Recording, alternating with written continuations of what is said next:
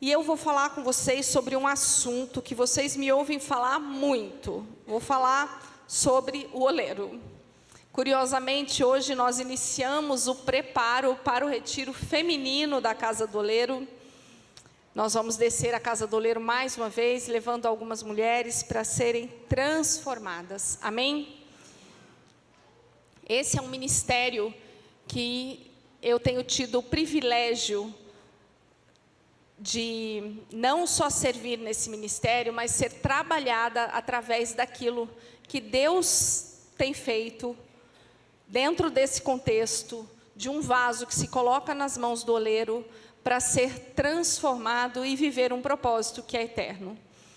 O Ministério Casa do Oleiro no próximo ano, 2025, vai fazer 10 anos. Então foi um ministério que eu comecei lá em Curitiba, em 2015, com uma equipe bem pequenininha, onde fomos desafiados a olhar para essa obra que o oleiro estava fazendo naquela roda. Então eu quero contar um pouquinho para vocês dessa história e do que isso tem a ver com a gente hoje. Nós vamos falar então sobre um tema nas mãos do oleiro. Esse texto e esse contexto, ele está lá em Jeremias 18, de 1 a 6. Vamos compreender de forma breve aqui quem era o profeta Jeremias e em que contexto ele estava inserido quando Deus falou com ele. Jeremias, ele era muito jovem quando o próprio Deus o chamou para cumprir com a sua missão. Seu propósito eterno. E por que eterno? Porque estamos falando dele hoje. Jeremias, ele viveu muitos anos antes de Jesus. E hoje nós estamos aqui aprendendo com a história dele. Então ele foi um profeta, chamado por Deus, ele era muito jovem, de acordo com os estudiosos e os teólogos. Ele provavelmente era um adolescente, porque quando Deus chama ele, ele diz para o próprio Deus, mas eu ainda sou uma criança. Então ele recebeu um chamado de Deus para profetizar para a nação de Israel. Ele era muito jovem. E hoje nós estamos aqui lembrando da sua mensagem e aprendendo com a vida dele. Jeremias, lá de 1, a partir do... Não quero que meu caderno caia aqui. Vamos lá. Jeremias 1, ele começa assim, para vocês entenderem. Deixa eu voltar aqui na minha Bíblia, enquanto vai colocando ali Jeremias 1, na versão NAA. Olha só, o chamado de Jeremias. Palavras de Jeremias, filho de Ilquias, um dos sacerdotes que estavam em Ananote, na terra de Benjamim. A palavra do Senhor veio a ele no 13º ano do reinado de Josias, filho de Amon e rei de Judá. Veio também nos dias de Jeoaquim, filho de Josias, rei de Judá, até o fim do 11º ano do reinado de Zedequias, filho de Josias, rei de Judá. No 5º mês desse ano, os moradores de Jerusalém foram levados ao exílio. Então ele passou, o contexto de Jeremias, ele teve contato com vários reis diferentes ali naquele contexto. E a palavra do Senhor veio a ele, veio a mim dizendo, antes de formá-lo no ventre materno, eu já o conhecia. E antes de você nascer, eu o consagrei e constituí profeta às nações. Então eu disse, e Jeremias disse para o Senhor assim, Senhor Deus, eis que não sei falar, porque não passo de uma criança. Mas o Senhor me disse, não diga, não passo de uma criança, porque a todos a quem eu o enviar você irá, e tudo o que eu lhe ordenar você falará. Não tenha medo de ninguém, porque eu estou com você para livrá-lo, diz o Senhor. Depois disso, o Senhor estendeu a mão e tocou na minha boca, e o Senhor me disse, eis que ponho as minhas palavras na sua boca. E assim o relato vai continuando. Então Jeremias, ele recebeu o chamado do Senhor, ele era muito jovem. E de acordo com um teólogo, o nome dele é Ray Stedman, ele diz que Jeremias era um profeta herói diante de uma nação decadente. Vamos entender isso aqui. Imagine-se só por um momento que você é Jeremias, ok? Então vamos contextualizar aqui. Imagina que você é Jeremias. Jeremias, o pregador. que foi chamado quando ainda era muito jovem. Imagina, se ele era um adolescente, ele começou lá naquele contexto como um jovem aprendiz. Ele não tinha nem a maioridade ainda, e ele já foi chamado para cumprir um propósito muito difícil dentro daquele contexto. Por quê? Então, olha só, você vive nos últimos dias de uma nação decadente, você prega a essa nação e chama seu povo ao arrependimento, mas ninguém escuta. Você é ameaçado e confrontado constantemente. Você é preso, Jeremias foi preso. Você não tem esposa, ou você não tem marido, e Deus lhe disse para não se casar. O contexto de Jeremias diz que Deus disse para Jeremias não se casar, porque aqueles dias eram maus. Isso quer dizer, ele não encontraria uma esposa que fosse caminhar com ele naquele propósito de falar o que ele precisava falar para o povo. Você se sente abandonado e sozinho, até os seus amigos se afastaram de você.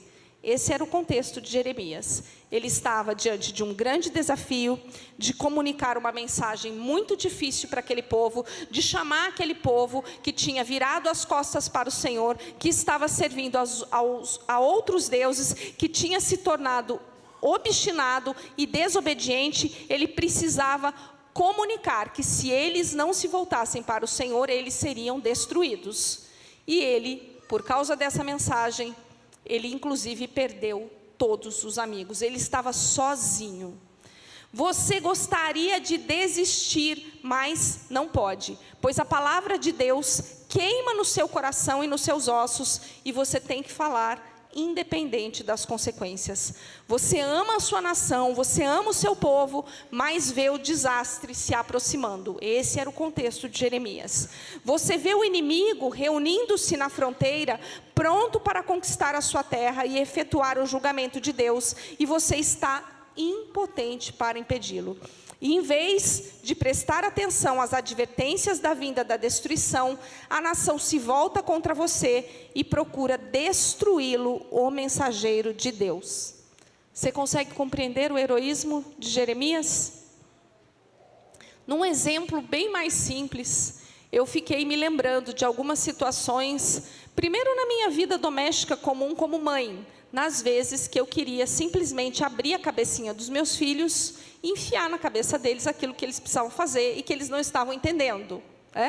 Em outros contextos, às vezes, na prática clínica, sou psicóloga, eu estou diante de situações que eu falo, se eu pudesse, eu abria a mente dele e eu mudava o que precisa ser mudado.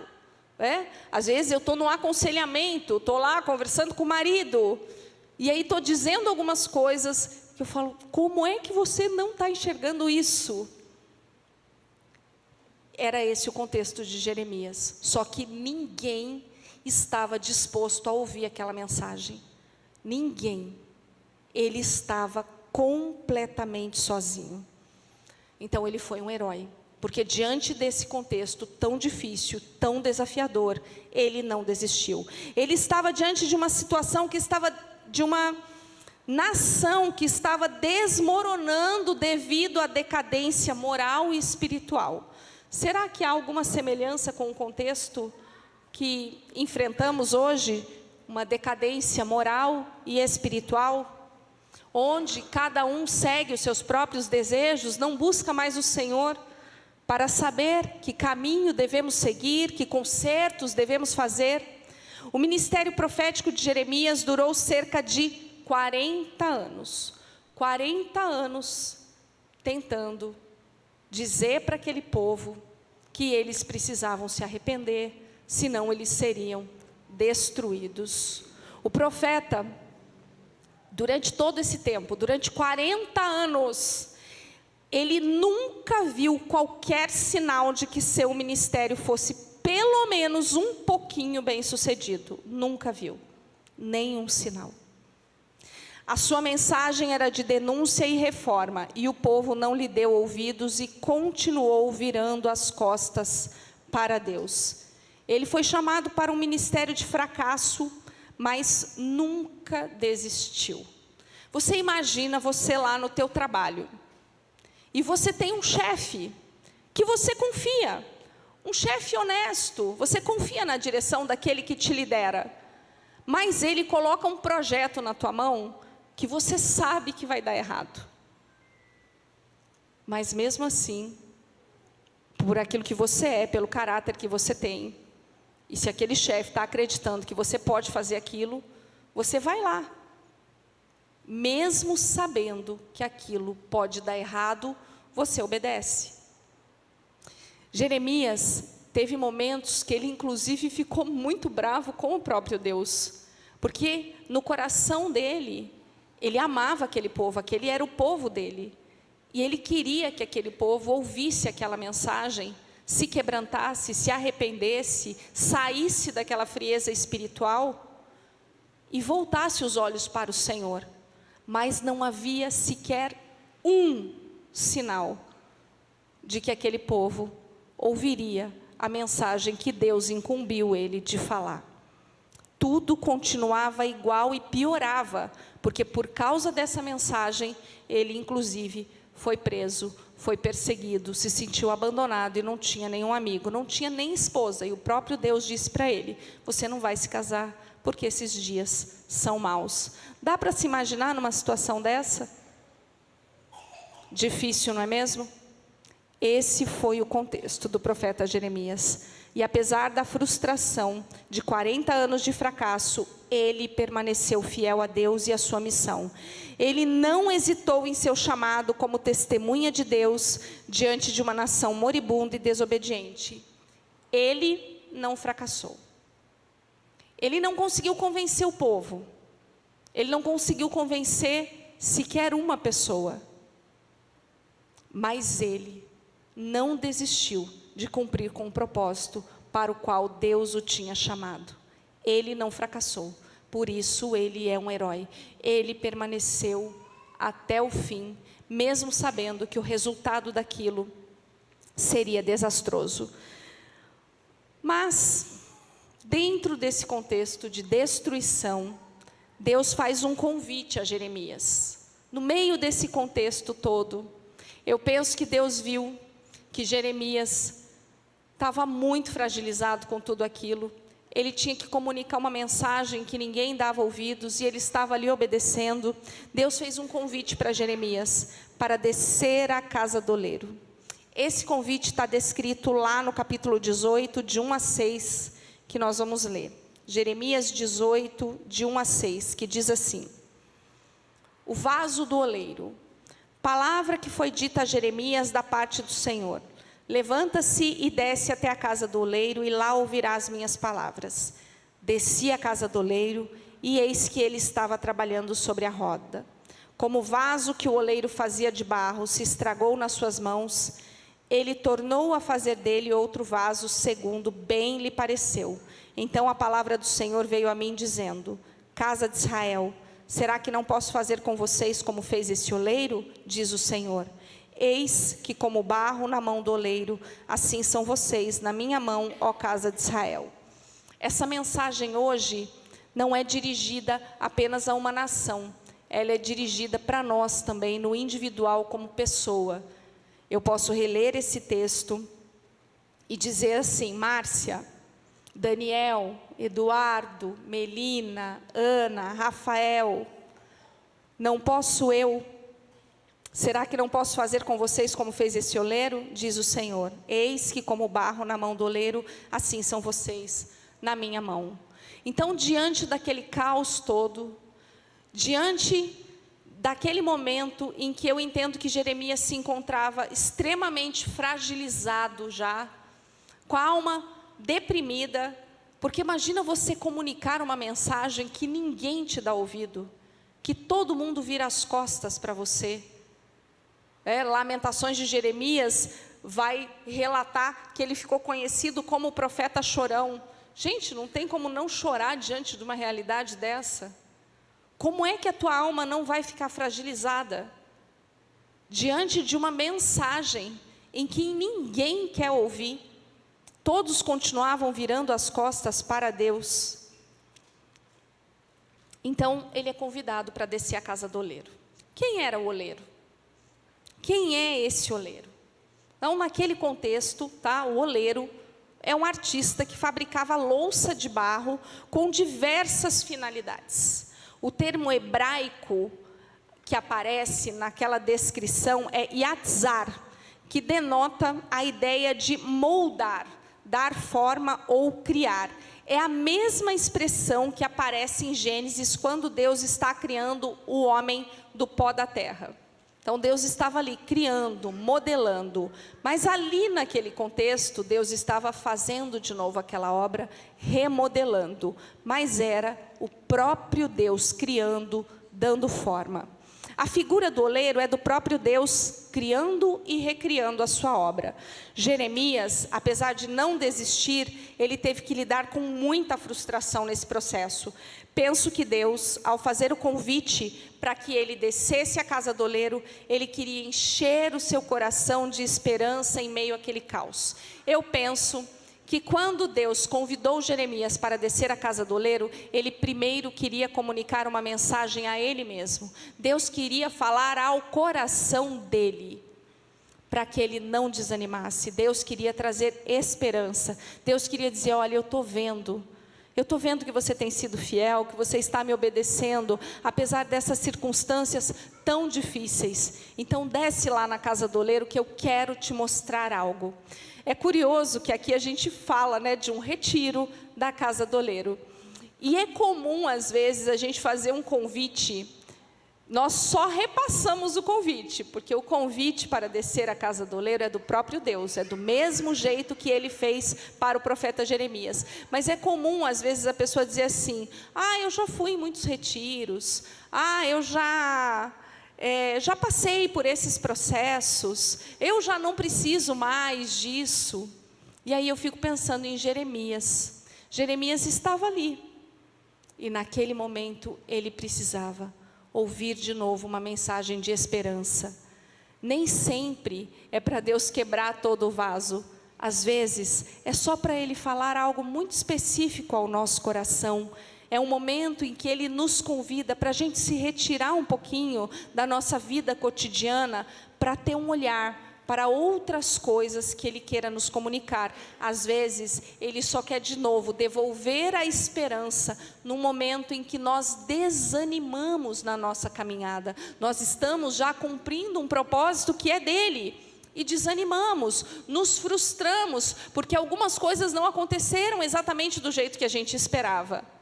Então eu creio que quando Deus chamou Jeremias, Ele primeiro queria comunicar com a alma de Jeremias para trazer esperança. Então, no meio daquele caos, Deus traz uma mensagem de esperança.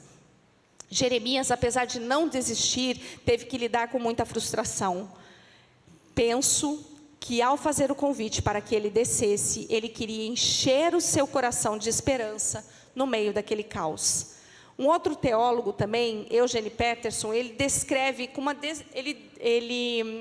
descreve de forma muito artística esse contexto de descer à casa do oleiro. Ele diz assim, olha: Jeremias, atento e sensível à direção de Deus, recebeu a seguinte ordem: dispõe-te e desce à casa do oleiro, e lá ouvirá as minhas palavras. Era o próprio Deus novamente falando com Jeremias. A tarefa de Deus, por intermédio de Jeremias, era esta: como fazer com que essas pessoas me levem a sério exatamente onde elas estão? Como é que eu faço? Ninguém está me dando ouvidos. Como posso fazê-las enxergar que estou trabalhando agora mesmo, de forma silenciosa e invisível, porém certa e eternamente na história das suas vidas? Como é que eu vou convencê-las de que o próprio Deus está comunicando uma mensagem de esperança? Como fazer com que elas se dispam dos seus tediosos e inflados egos, dando lugar à minha gloriosa vontade aqui e agora? Aqui ele traz a questão do ego humano. O que muitas vezes nos impede de descer? A descida, ela simboliza também algo que parece que nos diminui. Normalmente nós queremos subir, nós queremos avançar, nós não queremos descer. Descer, às vezes, parece que implica voltar para trás. Não, eu não quero descer. eu quero subir. Então, para que eu receba e aceite esse convite, eu vou ter que permitir que o meu ego, que as minhas estruturas de orgulho, que as minhas estruturas de resistência para ouvir a voz do oleiro, elas sejam quebradas. Senão eu não vou conseguir aprender aquilo que ele quer comunicar à minha alma. O que nos impede muito de crescer para cumprir um propósito que é eterno, são justamente as nossas estruturas de orgulho. É quando eu me coloco numa posição em que eu não tenho mais nada para aprender. É quando eu me torno espectador daquilo que está acontecendo. Ah, hoje o culto foi bom, hoje o louvor estava bom. Ah, hoje não está tão bom, o pastor Marco não está aqui, vamos ter que ouvir a Márcia. Quando nós nos colocamos como espectador diante daquilo que está acontecendo, nós deixamos de aprender. Nós não conseguimos mais descer. A gente fala, mas descer, recuar, eu não sou daqueles que recua. E aí o processo de aprendizagem, ele fica completamente comprometido. E mesmo diante daquilo que Jeremias estava fazendo, como resultado de uma obediência, diante de um momento em que era muito difícil e que ele só lidava com frustração, ele aceitou descer para observar algo que Deus estava fazendo e que ele podia fazer. Dispõe-te e desce à casa do oleiro. Dispõe-te, precisava haver uma disposição de alma, de coração para descer. Jeremias, para um pouco aí o que você está fazendo, eu estou vendo que você está cansado demais, e desce. Dispõe-te. Se não houver uma disposição de coração para fazerem um movimento em direção àquilo que Deus está sinalizando, nós vamos permanecer no mesmo lugar, embora muitas vezes a gente ache que está avançando. Nós podemos avançar em direção àquilo que Deus não tem para a gente, e aí nós não vamos cumprir um propósito que é dele. Na Israel daquela época, a casa do oleiro era uma referência em qualquer comunidade. Trazendo para o contexto histórico, eles estavam vivendo pós um período neolítico, se eu não me engano, onde recentemente tinha começado a fabricação de utensílios de barro, de cerâmica, né, para guardar mantimentos. Então, aquela comunidade estava num contexto em que aquela era uma atividade nova. Ela era uma atividade nova. A semelhança do que aconteceu lá na era do Neolítico, tá bom? Não era aquela era a semelhança do que tinha acontecido. Então, eles estavam começando a fabricar aqueles utensílios. Então, aquilo já era uma prática comum. E era nesse contexto que eles estavam. O oleiro era um artífice que todos conheciam, cuja atividade era familiar e necessária para a manutenção da vida cotidiana. Então, era comum ter olarias espalhadas por aquele lugar. Jeremias observou o oleiro em seu trabalho, e o vaso que ele estava fazendo quebrou-se em suas mãos. Quer dizer o quê? Algo, se você está construindo algo, se você está consertando alguma coisa, e isso quebra nas suas mãos, o que acontece? Isso quer dizer que alguma coisa deu errado, não é? Você foi apertar um parafuso, de repente apertou demais e quebrou o vidro, ou fez uma ranhura naquele vidro, né? Se você está diante de uma coisa que você está consertando ou fazendo e ela quebra, isso quer dizer o quê? Que deu errado, certo? Jeremias tinha conhecimento de tudo isso. Ele sabia que poderia haver vasos ruins e danificados, homens e mulheres com impurezas, com pequenos defeitos e trincas que resistem às mãos do divino oleiro. Ele sabia que nós podemos ter trincas, rachaduras, algum defeito que ainda precisa ser consertado. Nós estamos num processo, quando nós iniciamos o preparo da casa do oleiro, de novo, quem vem servir pela primeira vez, se envolve com o ministério pela primeira vez, é surpreendido com a primeira reunião do preparo, porque elas descobrem que a reunião do preparo é para a gente se colocar de novo nas mãos do oleiro. Elas descobrem que nós não somos ainda um vaso acabado e terminado, porque esse vaso acabado e terminado é só quando Jesus voltar ou quando eu terminar de realizar o meu propósito aqui. Então eu vou ter sempre algo que o oleiro vai precisar consertar na minha vida. E aí eu vou precisar permitir que ele mexa nas minhas estruturas. E Jeremias continuou a observar e ele pode ter pensado: o que o oleiro vai fazer agora? Vai chutar a roda? Vai arremessar um monte de barro contra a parede? Vai destruir tudo? Você já quebrou alguma coisa que você ficou com raiva? Você estava ali todo cuidadoso, manejando aquilo, o copo caiu da tua mão e quebrou. Ou você está tentando fazer uma coisa várias vezes, numa tentativa ali de várias vezes e não dá certo, não dá certo, não dá certo. Às vezes você não tem vontade de jogar longe. Não sei há quanto tempo aquele oleiro estava ali lidando com aquele vaso. Mas Jeremias deve ter pensado: o que ele vai fazer com esse vaso agora? Arremessá-lo contra a parede e destruir tudo? Não, definitivamente não.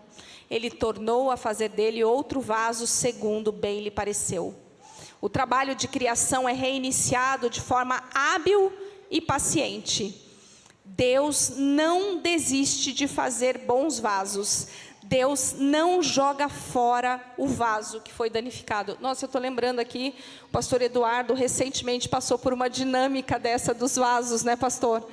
E ele me contou nos detalhes. Nós vamos trazer essa dinâmica para cá, para a equipe, pastor. E ele pôde vivenciar ali na prática isso que o profeta Jeremias estava vivenciando lá no passado. O que é esse processo de fazer esse vaso, de modelar esse vaso e de remodelar esse vaso quando algo sai errado? Deus, ele não joga fora o vaso que foi danificado. Nós precisamos entender uma coisa: Deus jamais vai desistir de nós. Somos nós que desistimos dele. Foi aquela nação, a nação de Israel, que virou as costas para Deus naquele momento, desobedeceu e não estava mais atento àquilo que Deus queria falar. Eles é que se renderam aos seus próprios desejos, às suas próprias vontades, e não queriam mais ouvir a direção de Deus. Deus jamais desiste da gente. E essa mensagem, nesse contexto de Jeremias, é para mostrar para a gente que mesmo diante de lutas muito grandes, de muita desobediência, de um povo que vira as costas para Deus, Deus não desiste. Ele continua querendo pegar esse vaso, remodelar esse vaso e fazer de nós uma obra nova, para que possamos manifestar o reino de Deus na terra. No versículo 6, ele termina com uma mensagem de esperança. Não poderei eu fazer de vós como fez esse oleiro, ó casa de Israel, ó Márcia? Não poderei fazer eu como fez esse oleiro? Mas eu preciso aceitar o convite de descer e permitir que as minhas estruturas sejam mexidas e remodeladas. Creio que ali diante do oleiro, Jeremias compreendeu a sua própria vida. Ele se viu como aquele barro que também estava sendo remodelado para não desistir de cumprir com a sua missão naquele contexto de caos. Ele viu Deus trazendo esperança. Ele disse assim: Jeremias, eu sei que está tudo caótico. O povo virou as costas para mim, eles não te ouvem, você perdeu todos os seus amigos. Mas olha, eu posso fazer de novo. Eu posso. E Jeremias certamente se viu ali naquele contexto, para que ele mesmo não desanimasse do propósito que ele precisava cumprir, daquilo que Deus tinha colocado nas mãos dele para ele fazer, porque naquele contexto, a mensagem de Deus, ela era falada, ela era comunicada através dos profetas. Hoje, claro que a profecia existe, e ela já está toda aqui na palavra de Deus, né? ela comunica conosco hoje, mas hoje Deus fala conosco através do Espírito Santo de forma direta. Eu não preciso mais que um profeta venha para comunicar uma mensagem de Deus na minha vida. Pode vir alguém com esse dom para testificar daquilo que Deus já está fazendo, que está falando comigo, ou se for uma coisa nova, eu vou ter que buscar isso em Deus para ver se essa mensagem está coerente com aquilo que o próprio Deus tem falado comigo, porque o meu acesso, o nosso acesso hoje é direto, mas naquele contexto não. Naquele contexto não. Era o profeta que comunicava aquilo que vinha diretamente da parte do Senhor.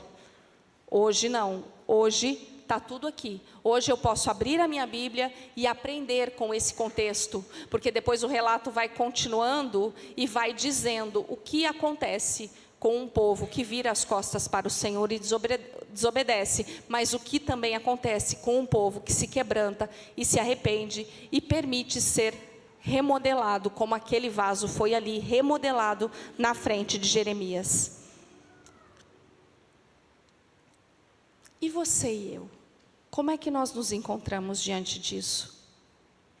Diante dos convites que Deus continua nos fazendo, para descer da nossa vaidade, do nosso orgulho, para se comunicar com Ele, permitindo que Ele sonde o nosso coração e faça os ajustes necessários. Isaías 64:8 nos ajuda a responder da seguinte forma, diz assim, olha: mas agora, Senhor, Tu és o nosso Pai e nós somos o barro, e Tu és o nosso oleiro e todos nós somos obra das Tuas mãos. E hoje, como é que eu permito que isso aconteça?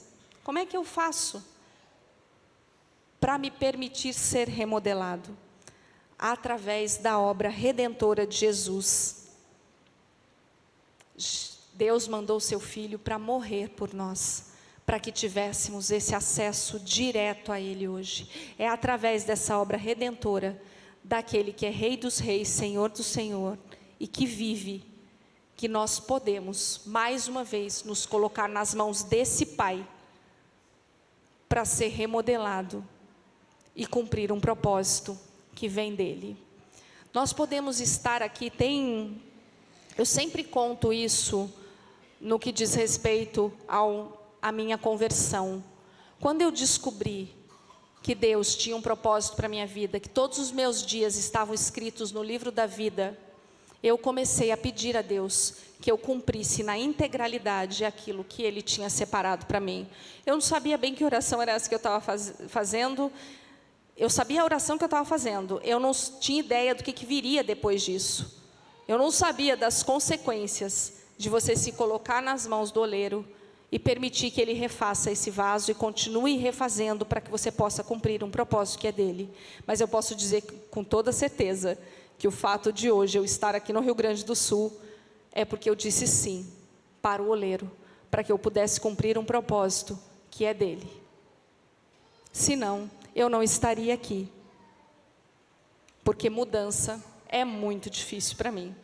Eu estaria lá, perto da minha família, e eu não estaria aqui, nessa terra que eu amo tanto, com esse povo que eu amo tanto e que eu já me identifico tanto. Mas para que eu possa fazer mudanças e viver aquilo que Deus tem, eu preciso me despir, para que Ele possa então fazer essa obra. Mas tem um texto, tá, do apóstolo Paulo, onde ele nos dá um conselho precioso de como eu posso permitir que essa obra aconteça na minha vida, tá? Está lá em Romanos 12, 1 e 2, e eu coloquei ali, segundo a Bíblia, a mensagem, na tradução da Bíblia, a mensagem, porque é uma tradução muito fácil de comunicar com a gente nos dias de hoje, é uma linguagem muito atual. Eu costumo indicar essa Bíblia para os momentos devocionais, para aqueles nossos momentos com Deus, ela é muito útil para falar e comunicar a nossa alma. E lá o apóstolo Paulo, nessa carta que ele escreve aos Romanos 12, capítulo 12, 1 e 2, ele diz assim, olha: Portanto, com a ajuda de Deus, quero que vocês façam o seguinte: entreguem a vida cotidiana, dormir, comer, trabalhar, passear. Ele dá exemplos aqui do que é essa vida cotidiana. É o que fazemos no dia a dia. Entregue essa vida cotidiana, dormir, comer, trabalhar, passear, a Deus, como se fosse uma oferta. Receber o que Deus fez por vocês é o melhor que podem fazer por Ele. Ele está dizendo assim, o apóstolo Paulo está dizendo assim: olha, você reconhece que Deus te deu tudo? Que em primeiro lugar Ele te deu a vida? Você reconhece que você é obra das mãos do Senhor? Você reconhece que você foi criado por Ele?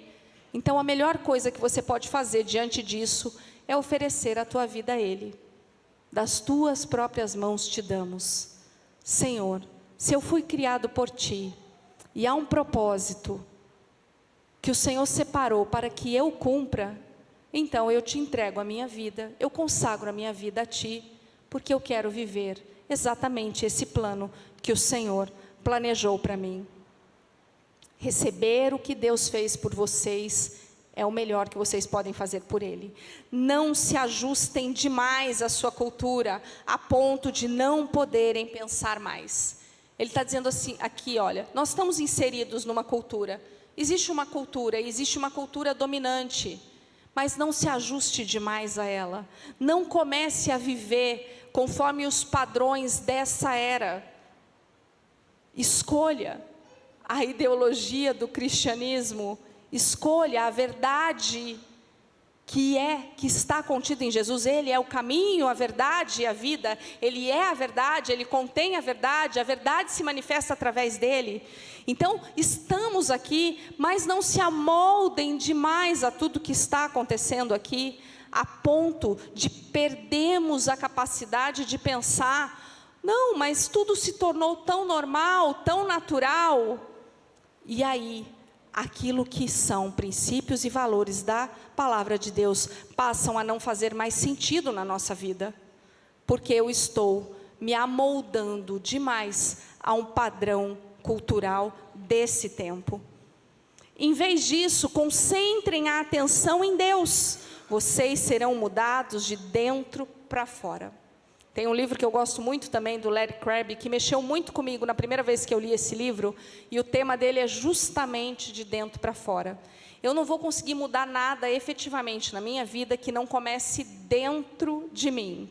E o que é curioso hoje é que tem muitas filosofias que falam sobre isso. Tudo que você precisa está dentro de você. Depende. Se o que está dentro de você não foi remodelado, não foi reconstruído, talvez você vire refém de você mesmo. Essa mudança de dentro para fora é uma mudança que vem do próprio Deus. É quando eu permito que Jesus entre na minha vida, eu recebo como Senhor e Salvador da minha vida, e através disso eu vou viver uma renovação da minha mente, através dos ensinos que Ele tem para trazer na minha vida. Aí aquilo que estava aqui dentro, que era muito meu, vai precisar sair, para que aquilo que Ele tem para depositar sobre a minha vida comece a fazer sentido na minha caminhada. Aí sim, o Espírito Santo, que habita dentro de você, vai começar a dirigir os seus passos. Mas essa mudança começa dentro da gente. Ela é uma mudança interna que ela começa a ser expressada através daquilo que vivemos no externo. Aí nós começamos a ser reconhecidos como sal e luz. Aí o nosso propósito de cumprir essa missão começa a acontecer, porque as pessoas começam a nos reconhecer como sal e luz. Aquela pessoa que leva esperança, que leva vida para onde ela vai. Mas eu preciso ser mudado de dentro para fora. Descubram o que Ele quer de vocês e tratem de atendê-lo. Você já fez uma pergunta honesta para Deus e perguntou para Ele: Senhor, o que o Senhor quer de mim? O que o Senhor quer que eu faça? O que o Senhor quer de mim? Quando eu vou dar alguns treinamentos na área organizacional, normalmente a gente começa com um diagnóstico daquilo que precisa ser mudado dentro daquela organização. E quando a gente vai fazer um diagnóstico, é muito comum, o primeiro problema que aparece, o mais urgente, que carece de mudança, é um problema de comunicação. E aí, se a gente vai para dentro das casas, o ambiente organizacional da família é a mesma coisa. Quando eu vou atender casais, pais, filhos, é muito comum a gente ter que fazer ajuste primeiro na comunicação. Eu preciso ser mais clara naquilo que eu estou querendo do outro. Então, a gente ensina a fazer algumas perguntas. Pergunte para o outro o que ele quer de você, mas você quer que eu faça de que jeito? Quando eu estou conversando com o Marco, e às vezes a gente está numa discussão acalorada, a gente tem que parar tudo. E um tem que perguntar para o outro, não, peraí, a gente não está se entendendo. Eu não estou entendendo o que você está falando, você não está entendendo o que eu estou falando, vamos parar. Exatamente o que você quer me comunicar? Ou exatamente o que você quer de mim? Eu tenho algumas dificuldades, e que eu as conheço muito bem, as minhas dificuldades. E eu sou bastante resistente com mudança. Então, quando o Marco vem conversar comigo, e ele sabe que eu sou resistente à mudança, e ele tem que me comunicar algo que envolve mudança, ele é cuidadoso. Só que eu já convivo com ele há mais de 25 anos, então eu sei que ele está sendo cuidadoso de mim. Hoje eu já consigo dizer para ele, não, pode ir direto ao ponto. Exatamente o que você quer de mim. O que é que eu vou ter que fazer aí nesse contexto? Então, uma comunicação clara facilita muito as coisas para que a gente possa entender exatamente o que a gente precisa fazer. E aí tem que conversar muito. No caso do casal, tem que ter muita DR. No caso de líderes, chefes, colaboradores, também tem que ter muita conversa. Às vezes, o chefe ou o líder não está comunicando para você de forma clara o que ele espera de você. Você tem que perguntar exatamente qual é a minha parte nesse projeto, o que você quer que eu faça aqui. É isso que nós deveríamos fazer com Deus. Senhor, meu Pai, exatamente o que o Senhor quer que eu faça? O que o Senhor tem para mim? Entregue a sua vida cotidiana para Ele. Experimente perguntar coisas simples para Deus. Experimente. E você vai ver o quanto Ele responde para você coisas simples. E você vai aprender a ouvir a voz dEle. É claro que junto com isso, eu preciso ler a palavra dEle, ok? Se a gente se aventurar também a perguntar coisas para Deus, mas não meditar na tua palavra, onde já tem todas as respostas, eu corro o risco de novo, ouvir a minha própria voz. Então, descubram o que Ele quer de vocês e tratem de atendê-lo. Diferentemente da cultura dominante, que sempre os arrasta para baixo, ao nível da imaturidade, Deus extrai o melhor de vocês e desenvolve em vocês uma verdadeira maturidade. Quem descobre aquilo que Deus tem e começa a caminhar em direção àquilo que Deus tem, vai fazer todos os consertos necessários. Jeremias, penso que ele estava desanimando naquele momento. E Deus falou para ele, ó, vem cá, eu posso fazer de novo. Deus estava desenvolvendo maturidade em Jeremias para que ele pudesse continuar fazendo o que Deus o incumbiu de fazer. Você deseja ser mudado de dentro para fora? Você quer permitir que o oleiro refaça a obra, levando você a cumprir um propósito que é eterno? Você já pensou sobre isso? Em fazer exatamente aquilo que Deus tem para você? Às vezes nós nos enganamos. Eu, no começo, na minha ingenuidade, na minha falta de conhecimento, eu achava, mas e se Deus tiver para mim algo que eu não queira fazer? E se Deus tiver para mim algo que eu não goste de fazer?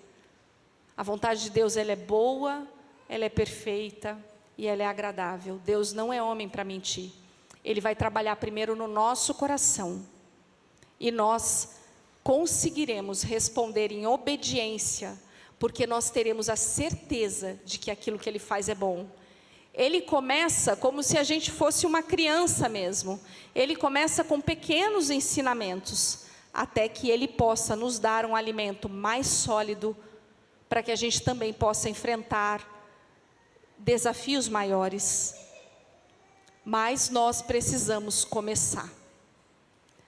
E muitas vezes a grande dificuldade que nós temos é em começar.